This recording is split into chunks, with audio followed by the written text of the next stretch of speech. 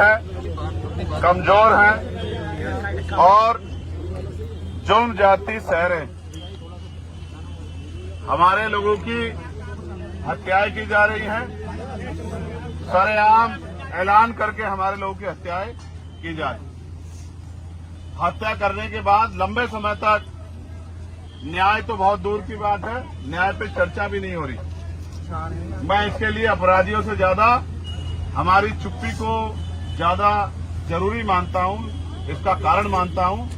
जितना हम लोग चुप रहेंगे और अन्याय को सहते रहेंगे, उतना ही अन्याय हमारी तरफ बढ़ता रहेगा। आज हमने जो मांग पत्र दिया है, उसमें जो आर्थिक मदद की मांग थी और नौकरी की मांग थी, वो प्रशासन के लोगों ने ऊपर शासन के लोगों को भेजने का और उस पर प्रभावी काम करने का आश्वासन दिया। साथ साथ इनके बच्चों की पढ़ाई और इनकी मृतक की पत्नी की पेंशन और जो कंपनसेशन का पैसा अब तक नहीं पहुंचा था, उस पैसे को भी पहुंचाने का उन्होंने हमें ऑन रिकॉर्ड उसका डाटा दिखाया कि हमने इस काम को कर दिया।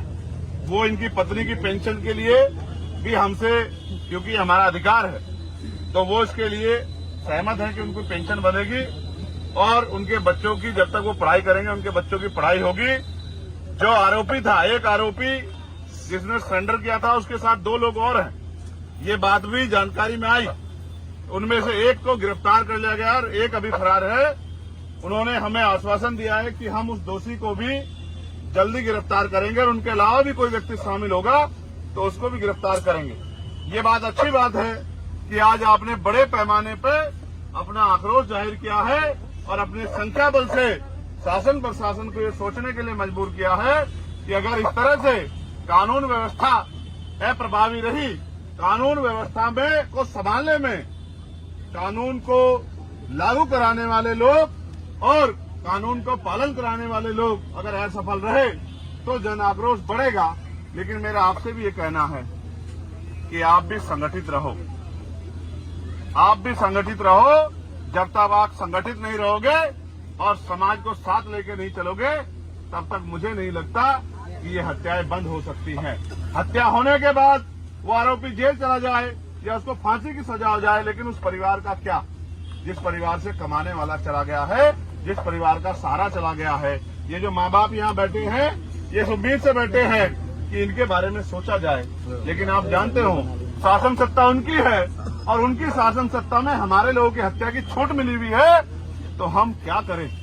मैं आपसे भी कहता हूँ, ये जो नौजवान यहाँ खड़े हैं, जब तक आप अपनी शासन सत्ता नहीं बनाओगे, तब तक ये हत्याएं रुकने वाली नहीं है। आज अपनी ताकत बनाई है नगीना के जरिए, तो आपकी बात मजबूत हुई है, आपकी सुनवाई भी होने लगी है, आपकी बात का दमखम भी बढ़ा है।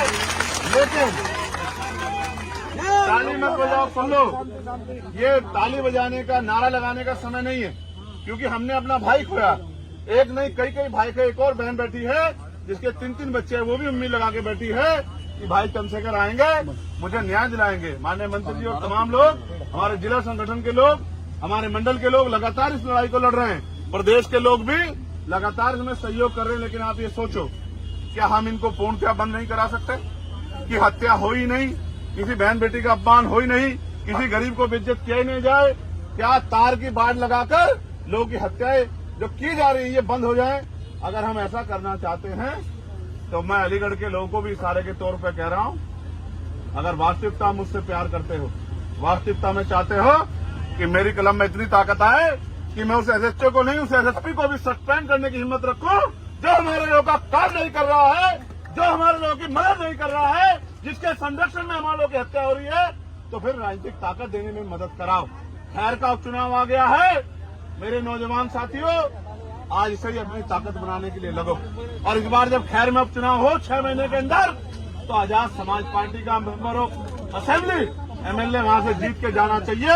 यही इस परिवार को सच्ची श्रद्धांजलि होगी और यही हमारी ताकत का बनने का काम यहाँ शुरू होगा। और जैसे हमारी ताकत यहाँ बनेगी, ये गुंडे घरों में घुस जाएंगे, ये गुंडे क्षेत्र छोड़ के भाग जाएंगे, ये गुंडे घरों में दुबक जाएंगे और गुंडागर्दी इनकी गुंडागर्दी हवा हवाई हो जाएगी। ये भी आपको सम्मान से बात क्या करेंगे, लेकिन ये तभी संभव है कि जो बिजनौर के लोगों ने करके दिखाया, वो अलीगढ़ के लोग भी करके दिखाएं। ये अलीगढ़, इसका इतना बड़ा नाम है और मुझे गर्व महसूस होता है कि यहाँ इतना मान सम्मान आप लोगों ने कमाया है, लेकिन यहाँ इतना बड़ा जुल्म हो रहा है, तो ये चिंता का विषय है और इस चिंता को आपको मुझे समझना पड़ेगा। सिर्फ नारा लगाने से या मोटरसाइकिल दौड़ाने से काम नहीं चलेगा। बिना राजनीतिक शक्ति के हम इनका मुकाबला नहीं कर सकते।